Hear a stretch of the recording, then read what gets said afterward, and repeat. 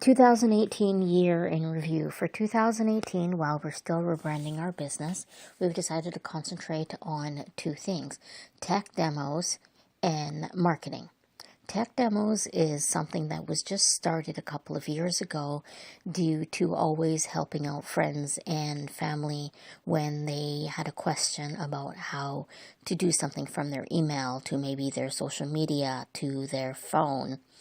So decided to make tech demos to ease everyone's frustration, and so people had something to refer back to if they needed a refresher course. Marketing has been one of the two things that I've always wanted to learn. I've wanted to learn marketing and sales. Coming from a telemarketing environment, I had known the appointment side and the pre-qualifying side, but had never been involved in the sales side.